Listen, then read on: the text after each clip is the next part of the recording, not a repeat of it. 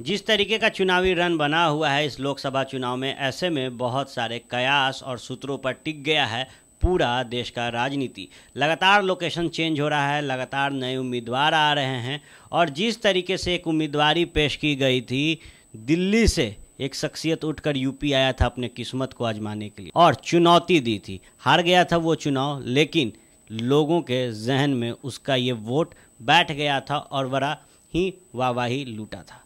अब बनारस एक hot cake बना हुआ है, क्योंकि यहाँ से प्रधानमंत्री नरेंद्र मोदी अपनी उम्मीदवारी पेश करेंगे। पिछले बार जब प्रधानमंत्री इस सीट से लड़े थे तो तकरीबन उन्होंने 3,82,000 जनता का वोट लिया था। अब एक नया उम्मीदवार आ रहा है वाइल्ड कार्ड एंट्री लेकर और कहा जा रहा है कि इस वाइल्ड कार्ड एंट्री के बाद बनारस का जो समीकरण है वो बिगड़ जाएगा। इस विषय पर चर्चा करने के लिए हमारे साथ मौजूद हैं न्यूज़ बिहार के गार्जियन विजय मिश्र बाबा।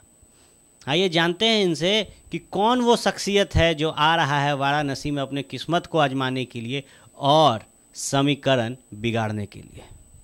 सबसे पहले तो ये बात बता दी कि हमनी के बिहार के खबर करत करत हमनी के देशव्यापी खबर पर कैसे जाता नहीं जा। देशव्यापी खबर ऐसे जाएगा पड़ता कि जौन बात अभी आर्यन रुआलों के सामने रखले है वो खबर के असर यह देश के चुनाव पर पड़ुए और यह देश में एकमात्र घोषित प्रधानमंत्री के उम्मीदवार अगर कोई बाड़े तो नरेंद्र मोदी बाड़े, जिनका कि एनडीए और भारतीय जनता पार्टी प्रधानमंत्री के उम्मीदवार और लगातार नारा भी लाग रहा बा कि दोबारा मोदी।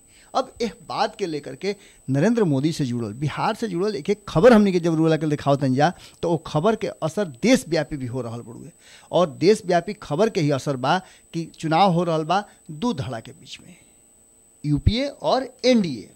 बिहार में भी चुनाव कमोबेश वही धारा पर लड़ जाता और आमने सामने जब जे भी प्रत्याशी 40 के 40 सीट पर बाड़े उनमें से या तो यूपीए के या एनडीए के यह दोनों प्रत्याशी आमने सामने नजर आता रहे। इक्का दुक्का सीट बाद जहां त्रिकोणीय मुकाबला होता, अन्यथा सामने सामने मुकाबला में पूरा देश के चुनाव हो रहा बा। अब स्थिति जब बनारस के आ गई तब बनारस में रुआ याद हुई कि 2014 में जब नरेंद्र मोदी के पूरा एकदम हर हर मोदी घर घर मोदी के नारा लागत रहे और पूरे देश एकमात्र नाम के पीछे भागल जात रहे और वो रहे नरेंद्र मोदी के।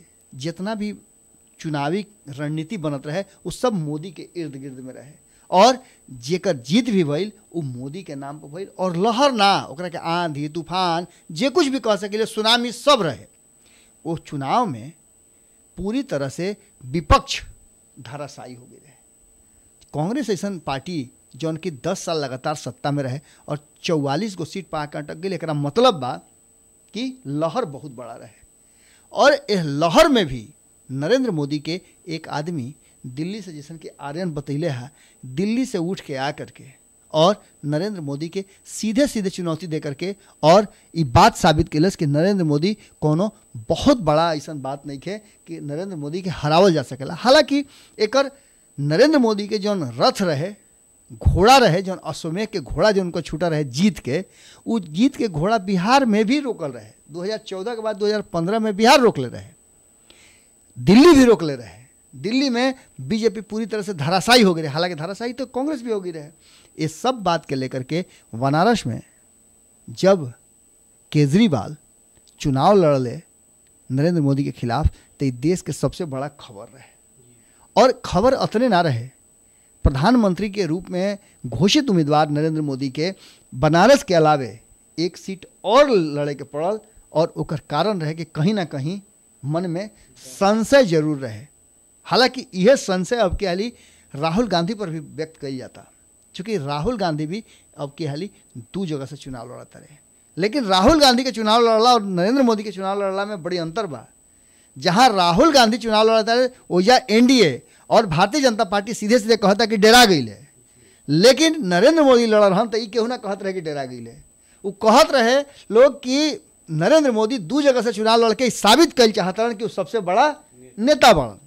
लेकिन अब की हाली बनारस के जो रण बा वो अंतिम समय में नरेंद्र मोदी के परेशान कर सकेला और हो सकेला कि नरेंद्र मोदी के जौन के अभी वर्तमान में देश के प्रधानमंत्री बाड़न और प्रधानमंत्री के दोबारा उनका के प्रयास में एनडीए के पूरा कुनवा लागल बा, उनका खातिर एगो ऐसा शख्स जौन की चुनाव लड़े आ सकेला, तैयारी चल रहा बा। और भीतर खाना में बात के चर्चा जबरदस्त। सबसे पहले रुआ लोग के हमनी के बताओ तंजिया कि लगभग ये फाइनल हो चुकल बा।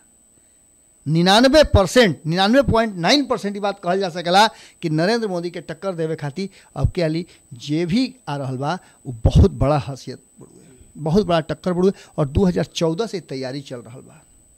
2014 में जौना जौना मुद्दा के लेकर के नरेंद्र मोदी एगो पार्टी, एगो परिवार और पूरा कांग्रेस के हमला कैले और बतौले कि फलना फलना फलना कारण बढ़ुए।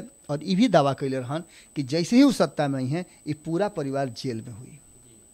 5 साल बीते जा रहा बा, लेकिन अभी तक ले वो परिवार के एक आदमी भी एको दिन खातिर जेल में ना गई। हालांकि कानूनी पेच अड़चन और कानूनी कई तरह के धारा चल रहा बा, कई तरह के आरोप लागल बा, कई तरह के जांच चल रहा बा। हम बात करता नहीं वाड्रा के। अब के हाली नरेंद्र मोदी के बनारस में टक्कर देवे खातिर वाड्रा के तैयारी चल रहा बा। और वाड्रा के कहना बा कि पार्टी आला कमान जैसे ही उनका के हरियर झंडी दिखाई हैं वो एकदम छू करे खातिर और नरेंद्र मोदी के पूरा टक्कर देवे खातिर तैयार बाड़े। और यह ना वाड्रा के भी कहना बा कि नरेंद्र मोदी अंतिम समय में बनारस के अलावे कहीं और से भी नामांकन करे खातिर मजबूर हुई हैं। ये स्थिति बा पूरे देशव्यापी चुनाव के। और बनारस में चुनाव अगर कांग्रेस हामी भर देता तो बड़ा दिलचस्प होके जा रहा बा। वाड्रा ने कहीं ना कहीं आप लोगों के दिल को थमवा दिया होगा, क्योंकि वाड्रा पर लगातार प्रधानमंत्री नरेंद्र मोदी नकेल कसने की बात कह रहे थे, जेल भेजने की बात कर रहे थे, कह रहे थे कि ये सरकार का जो दामाद है वो लुटेरा है। और इस बार लुटेरे ने ताल ठोकवा दिया है नरेंद्र मोदी के खिलाफ। ऐसा बा आर्यन की ये तो बात तो कहबे के लहा, एक साथ साथ वाड्रा एगो और बात के चैलेंज के लिए बड़े। चुनावी चैलेंज तो जरूर बा, लेकिन एक साथ साथ एक और चैलेंज के लिए बड़े, चैलेंज ही के लिए बड़े कि अगर नरेंद्र मोदी में दम बा, अगर सही में हम कोनो ऐसा काम कैले बानी तो वो हमरा पर कोनो जांच छोड़ले नहीं खन, वो हमरा के जेल में डाल के देखावस। ऐसे कि हम ऐसा कोनो काम कैले ही नहीं की, वो सिर्फ यह देश के लोग के गुमराह करता रहन और चुनावी फायदा खातिर पूरे कांग्रेस परिवार या फिर कहल जाओ तो गांधी परिवार के राहुल गांधी, सोनिया गांधी, प्रियंका गांधी, वाड्रा, रॉबर्ट वाड्रा, एक साथ साथ वो यहाँ तक ले कि सबसे बड़ जवाहरलाल नेहरू से इंदिरा गांधी तक आरोपित लगावत रहन, आरोप मढ़ता रहन और देश के गुमराह करता रहन। बात जब प्रियंका गांधी के आयल तो ये बात भी स्पष्ट कर दिया जाओ कि चुनाव में ताल ठोके वाला में याद बा वाराणसी के सभा में प्रियंका गांधी कहले रही कि वाराणसी के जनता यदि हाँ कह देस तो हम चुनाव लड़े खातिर तैयार बनी। और हमनी के जौन बात करते रही जा वो बात प्रियंका गांधी के करते रही जा। प्रियंका गांधी पूरी तरह से ताल ठोके खातिर तैयारी कर चुकल बाड़ी। उनका पति के तरफ से भी यानी कि रॉबर्ट वाड्रा के तरफ से भी प्रियंका गांधी वाड्रा के सहमति मिल गई बा और वो मीडिया में बात के ऐलान कर चुकल बाड़े। खुद बात करके वो कहले बाड़े कि प्रियंका गांधी मोदी के खिलाफ, नरेंद्र मोदी के खिलाफ चुनाव लड़े खातिर बनारस से पूरी तरह से तैयार बाड़ी। सिर्फ इंतजार बढ़ुए हरा झंडी के, जौन की सोनिया गांधी और राहुल गांधी के साथ साथ कांग्रेस पार्टी के जौन कार्यकारिणी के मुख्य सदस्य वालों, कोर टीम के मेंबर वालों, उनकर खाली ग्रीन सिग्नल के अधिकार की जरूरत पड़ुए, उनका झंडी दिखावे की जरूरत बा। यही कारण से प्रियंका गांधी हाल फिलहाल में अपना पूरा जीवन में कभी राजनीतिक रूप से सक्रिय रूप से कांग्रेस ज्वाइन न कर रही, लेकिन अब कांग्रेस में ज्वाइन कर ले बड़ी और कांग्रेस में एक मुख्य पद पर बड़ी। पूरा यूपी के आधा हिस्सा वो अपने बदौलत देख रहा बड़ी और ऊपर पूरा उनकर प्रचार तंत्र भी काम कर रहा बा। देखिए, एक समीकरण के साथ प्रियंका गांधी का नाम शायद कांग्रेस आगे रख रही है। जब 2014 में लोकसभा चुनाव हुआ था उस समय प्रधानमंत्री नरेंद्र मोदी को 3,82,000 वोट मिला था बनारस में। वहीं सपा, भाजपा और कांग्रेस के वोट बैंक को देखा जाए तो इन लोगों ने 3,92,000 वोट लाया था। शायद इसी समीकरण को देखते हुए कांग्रेस ने प्रियंका गांधी को आगे करने की बात कही है। और गौर करिएगा कि सपा ने पहले ही कह दिया है कि अगर प्रियंका गांधी चुनाव में उतरती हैं बनारस से तो वहां वो अपने प्रत्याशी नहीं उतारेंगे। और इस बात पर मुहर इसलिए लगती है कि अमेठी और रायबरेली में सपा और बसपा अपना कैंडिडेट नहीं उतार रहे हैं। अब यह सब स्थिति के बाद ये पूरी तरह से चुनाव जो बा फुल ऑन हो गई बा। विपक्ष पूरा एकजुट होकर के नरेंद्र मोदी के खिलाफ एगो ऐसा प्रत्याशी को उतारे खातिर अपन कमर कस ले बा जौन नरेंद्र मोदी के टक्कर देवे। और ये टक्कर देवे में जितना भी विपक्ष के पार्टी वाले सारा अपना प्रत्याशी के विड्रॉ करे खातिर तैयार भी बाड़े।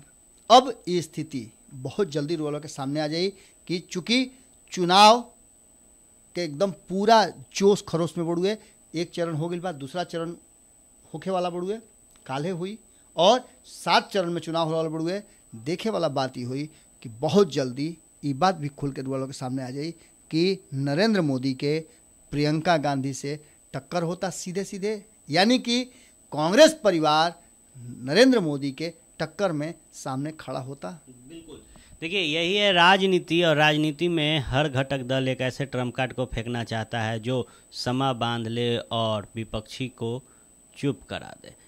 कांग्रेस ने वो कार्ड खोज लिया है, शायद प्रियंका गांधी हैं वो कार्ड, और इस पर मुहर महागठबंधन जो बना है यूपी में सपा और बसपा, उसने भी मुहर लगा दिया है कि अगर प्रत्याशी होती हैं कांग्रेस की प्रियंका गांधी तो बनारस में ये दोनों पार्टियां अपने उम्मीदवार नहीं उतारेंगे और भरपूर कोशिश करेंगे नरेंद्र मोदी को पछाड़ने की। आप जुड़े रहे भारत लाइव टीवी के इस यूट्यूब चैनल से। हम आपको पल पल अपडेट्स देते रहेंगे और जोड़े रखेंगे भारत के साथ बिहार की राजनीति से। धन्यवाद। हमारे फेसबुक पेज को लाइक करें, ट्विटर पर फॉलो करें न्यूज़ बिहार लाइव, और साथ ही साथ हमारे यूट्यूब चैनल को सब्सक्राइब करें। सब्सक्राइब करने के बाद बेल आइकन दबाना ना भूलें। धन्यवाद।